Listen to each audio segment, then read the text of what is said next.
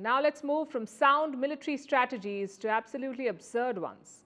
The Taliban are amassing troops at the Afghanistan-Iran border. This comes amid heightened tensions between the two nations. The cause is a water dispute.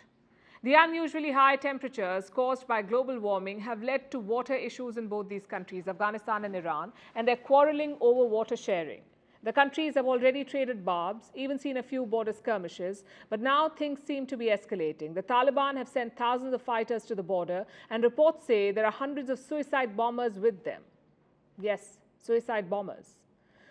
Clearly, old habits die hard. But seriously, what are the warlords in Kabul thinking? A water dispute requires negotiation and diplomacy to solve, not suicide vests. How can they expect to be taken seriously if their go-to strategy is to blow up both sides? Our next report brings you more details.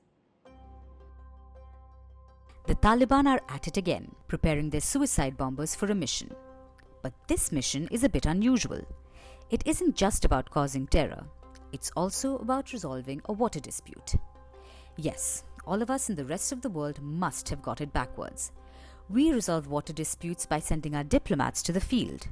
We spend years chalking out water treaties, making sure all parties sit at the table and work out a deal that benefits everyone. It seems the Taliban would rather just blow up the negotiating table and their fighters along with it. Welcome to the wild world of suicide bomber diplomacy. Let's first look at how we got here. This is the Afghanistan-Iran border region. This river passes through it. It's called the Helmand in Afghanistan and the Hirmand in Iran. It comes from the Hindu Kush mountains in Afghanistan and supplies water to the Sistan and Balochistan regions of Iran. These are drought-prone areas that depend on the river's water. But Iran says it hasn't been getting its fair share. It accuses Afghanistan of hoarding the river's waters, and tensions have been high because of this water dispute. Iranian President Ebrahim Raisi was in Sistan and Balochistan in May. He threatened the Taliban with retribution if water wasn't shared as previously agreed. Tehran demands that the Taliban respect a water-sharing treaty from 1973. The treaty guarantees Iran a share of the river's water, and it says this year it has only received 4% of the promised amount. That's why Iran is furious. The Taliban say that the treaty doesn't apply during drought years, which is true. The treaty only guarantees water during a normal water year. It's an old treaty. Normal is an ambiguous term. The logical thing to do would be to send negotiators to iron out a clearer deal. But, as you know, logic isn't the Taliban's strong suit.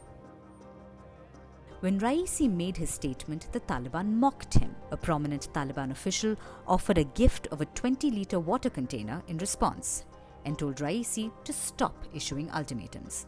The Taliban said that Iran is causing regional instability by making threats. This obviously didn't go down well with the Iranians. A week after this happened, a border skirmish took place. 2 Iranian guards and 1 Taliban member died. All this happened between mid-May and June. While all this empty bravado was on display, there was some proper diplomacy taking place as well. Afghanistan had completed a dam on the Helmand River in 2021. There's a water reservoir behind it, not too far from the border with Iran. In June, the Taliban had agreed to let an Iranian technical team visit the dam. Then, in early July, Iran said there had been no progress. Then late last month, Iran's Ministry of Foreign Affairs made another statement. It said it had reached a preliminary agreement with the Taliban on water sharing, but it didn't give any details. And now we have troops gathering at the border, which begs the question, what is going on? Water sharing is complex, but it doesn't call for war. And it certainly doesn't call for suicide bombers at the borders. Are the bombers a pressure tactic by the Taliban?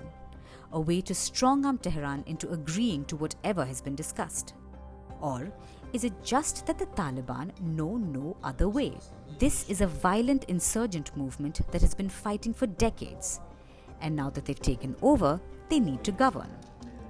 But of course, the Taliban are better at gunslinging than governance. In the case of this water dispute, it seems the Taliban prefer death by suicide bomb to diplomacy, which only goes to show the warlords in Kabul are in over their heads.